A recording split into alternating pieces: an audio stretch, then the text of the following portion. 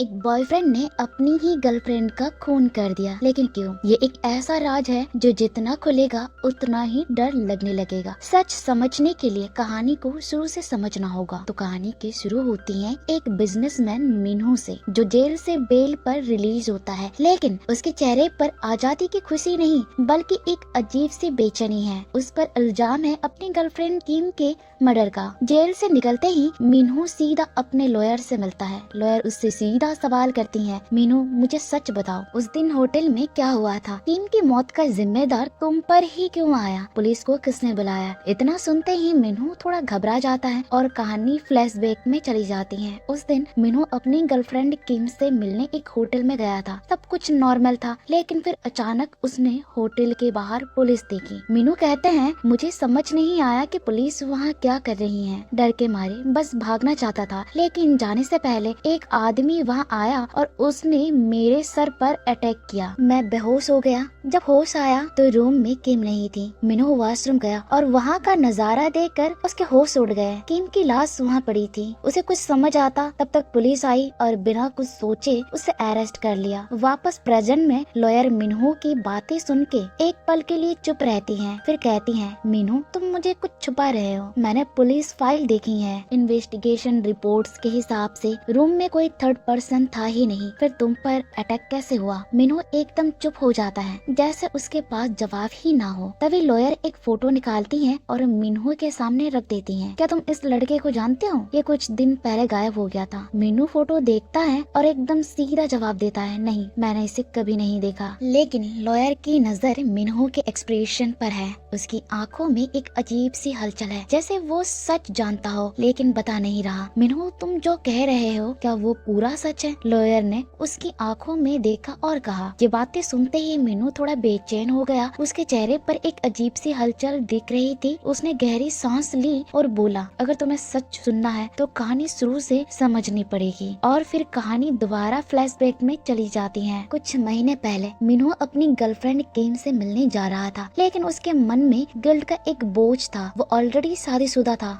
उसे एहसास हो रहा था कि वो अपनी वाइफ को धोखा दे रहा है। मिन्हू ने डिसाइड किया कि वो आज किम से साफ कह देगा कि ये रिश्ता खत्म करना पड़ेगा। जब मिन्हू किम के साथ कार में था, उसने धीरे से कहा, मुझे लगता है कि अब हमें ये सब खत्म करना होगा। मैं अपनी वाइफ को और धोखा नहीं दे सकता। किम जो उस वक्त कार ड्राइव कर रही थी एकदम शॉक में आ गई। उसके हाथ एक सेकंड के लिए स्टीयरिंग से हिल गए। उसका ध्यान ड्राइव से हट चुका था और तभी सामने से एक और कार तेज स्पीड में आ रही थी। एक सेकंड के लिए लगा कि दोनों कार टकरा जाएगी, लेकिन किम ने लास्ट मोमेंट पे ड्रिफ्ट कर दी। मिन्हू और किम बच गए, लेकिन सामने वाली कार कंट्रोल नहीं कर पाई और जोर से एक साइड में टकरा गई। एक तेज आवाज आई, एक्सीडेंट हो चुका था। दोनों तुरंत कार से बाहर निकले। जब किम ने सामने वाली कार का डोर खुला तो अंदर एक लड़का था। उसका नाम था हान, लेकिन हान की सांस रुक चुकी थी। वो मर चुका था। मिन्हू शॉक में था। उसका दिमाग काम नहीं कर रहा था। उसने तुरंत पुलिस को कॉल करने की सोची, लेकिन किम ने उसका हाथ रोक दिया। मिन्हू पागल मत बनो, कोई हमें देख नहीं रहा है। अगर पुलिस को बुलाया तो हम इस केस में फंस जाएंगे। तुम्हारा नाम, मेरी रेपुटेशन सब बर्बाद हो जाएगा। मिन्हू ने घबरा के कहा, तो फिर क्या करें? किम ने बिना किसी इमोशन के कहा, हान की डेड बॉडी को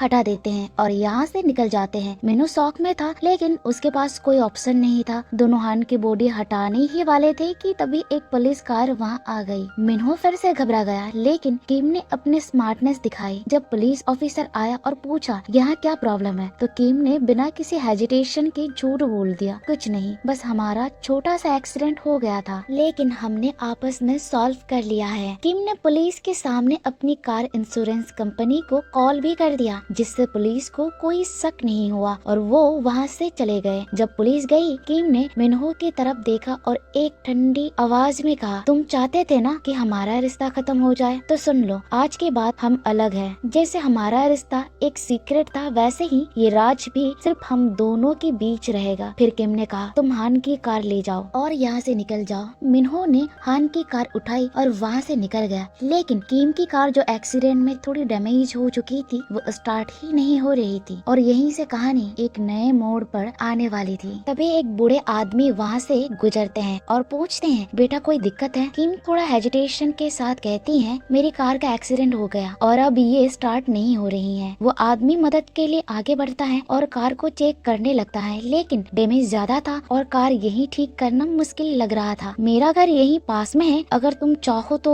वहाँ चलो, मैं अच्छे से रिपेयर कर दूंगा। बूढ़े आदमी ने कहा। किम ने सोचा कोई और ऑप्शन नहीं है तो उसने हाँ कर दिया। वो आदमी किम की कार को अपने घर तक टो करके ले आया। वह घंटों की मेहनत के बाद उसने किम की कार ठीक कर दी। किम उसकी मदद के लिए थैंकफुल थी, लेकिन जाने से पहले उसकी नजर एक तस्वीर पर पड़ती है। उस तस्वीर को देखते ही किम का चेहरा एकदम सफेद पड़ गया। तस्वीर हान की थी, वो हान जो उस एक्सीडेंट में मर गया था। और तभी बूढ़े आदमी ने कहा, मेरा बेटा अब तक घर नहीं आया है, पता नहीं कहाँ है, मैं उसे बार बार कॉल कर रहा हूँ। इतना सुनते ही किम के हाथ से हान का फोन गिर गया जो अब तक उसके पास था, और जब फोन फ्लोर पे गिरा तो हान का रिंगटोन बजता है। बूढ़ा आदमी एक पल के लिए रुका और इधर उधर देखा। किम ने तुरंत फोन उठाया और सोफा पर रख दिया ताकि उस आदमी को शक न हो। उस आदमी ने सोचा शायद हान अपना फोन भूल गया होगा। किम बिना कुछ बोले जल्दी से वहाँ से निकल गई, लेकिन उसके अंदर गिल्ट और डर भरने लगा। उसके बाद मिन्हो को भी गिल्ट और बिजनेस एक्सीडेंट को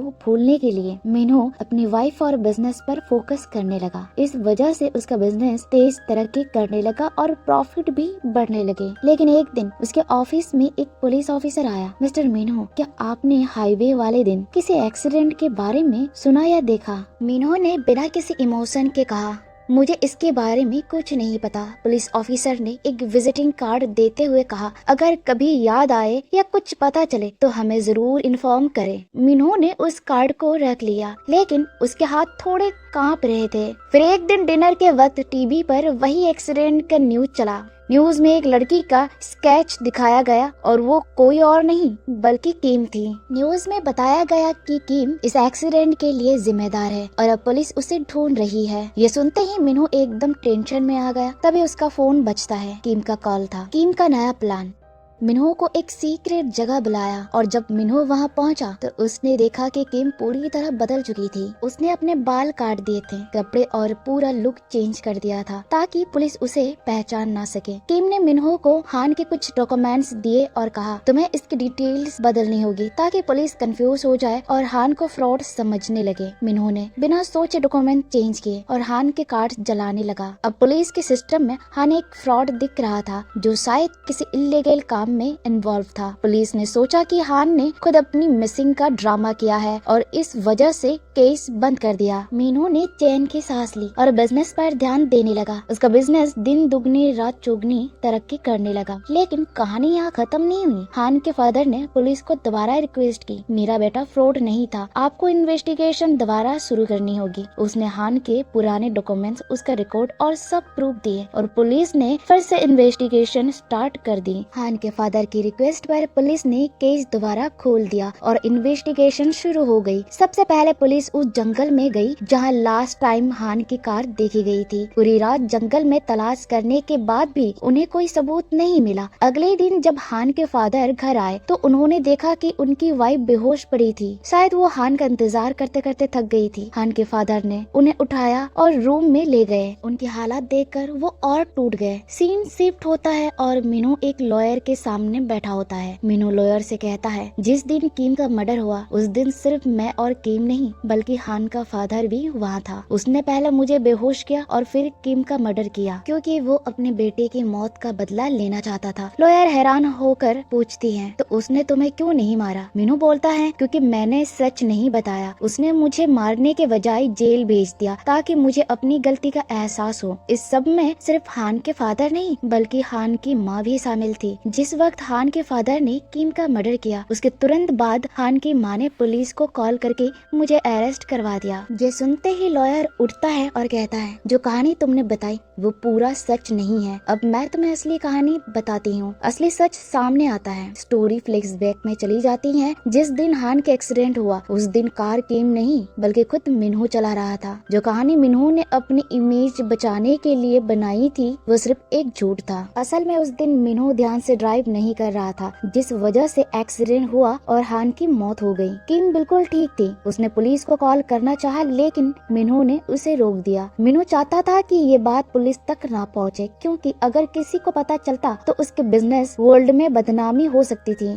किम को किसी नाम और सक्सेस की परवाह नहीं थी, पर मिन्हो ने उसे मजबूर कर दिया। हान का बॉडी छुपाने का पूरा प्लान मिन्हो का था और उसने सब कुछ इतनी चालाकी से किया कि पुलिस को लगा कि सारी गलती सिर्फ किम की है। किम हान की मौत का दुख नहीं भूल पा रही थी। पुलिस भी उसके पीछे थी। उसे अपनी पहचान छुपानी पड़ी, जॉब भी छोड़नी पड़ी, लेकिन अंदर से उसका दिल सच बताने के लिए तड़प रहा था। एक दिन किम ने हान के फादर को कॉल करके पूरा सच बता दिया। जैसे ही मिन्हो को ये बात पता चली उसका गुस्सा फूट पड़ा और इसी गुस्से में उसने किम का मर्डर कर दिया। हान के मर्डर के साथ साथ उसने किम को भी मार दिया था। मिन्हो किसी भी हाल में इस केस में फंसना नहीं चाहता था। उसने खुद को भी चोट पहुंचाई और वहां बेहोश होने का नाटक किया। उसने ऐसे दिखाया जैसे कोई जबरदस्ती उसे अपने दोस्त के मर्डर केस में फंसा रहा है। जब लॉयर ने ये पूरी कहानी मिन्हो को सुनाई तो उसका मुंह खुला का खुला रह गया। उसे यकीन नहीं हो रहा था कि लॉयर को ये सब कैसे पता, क्योंकि मिन्हो ने ये सच कभी किसी को नहीं बताया था। लेकिन लॉयर ने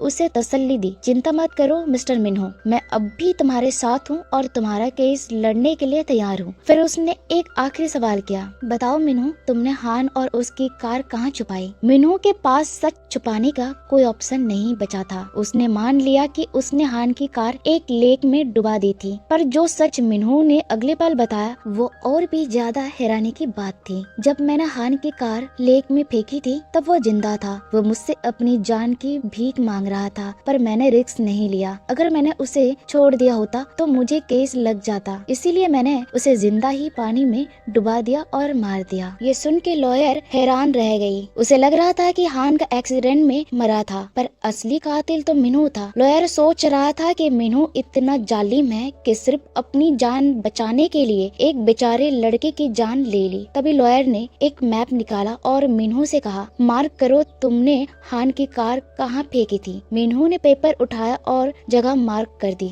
लॉयर ने मैप उठाया, अपने सामान कलेक्ट किया और मिन्हो से कहा, मत भूलो मिन्हो, जब तुमने हान को छुपाया था तब वो अभी भी जिंदा था। और ये कहकर लॉयर वहाँ से चली गई। अब इस कहानी में न्यू ट्विस्ट आता है। जब लॉयर अपनी कार में बैठी और स्टार्ट करने लगा तभी उसकी कार एक गड्ढे में अटक गई। मौसम इतना खराब था कि अगर वो बाहर रुकती तो मर भी सकती थी। मिन्हो ने उसे कहा, अगर चाहो तो तुम यहाँ रात गुजार सकती हो। पर मिन्हो एक अजीब चीज नोटिस करता है, लॉयर का सिग्नेचर असली वाले से मैच नहीं हो रहा था। मिन्हो शॉक में आ गया कि ये लॉयर असल में कोई और है। जो औरत लॉयर बन के आई थी वो असली लॉयर नहीं थी, वो हान की माँ थी। उसने सिर्फ मिन्हो का कन्फेशन लेने के लिए ये पूरा नाटक किया था। वो सिर्फ ये जानना चाहती थी कि मिन्हो ने हान और उसकी कार कहाँ छुपाई थी। जैसे ही मिन्हो को ये सच पता चला उसने हान की माँ पर अटैक कर दिया। दोनों जमीन पर गिर पड़े और बेहोश हो गए। थोड़ी देर बाद हान की माँ होश में आई। जैसे ही उसने देखा कि मिन्हो अब भी जिंदा है उसने एक गन उठाई अपनी सुरक्षा के लिए, पर मिन्हो फिर से उस पर हमला करता है और इस फाइट में हान की माँ का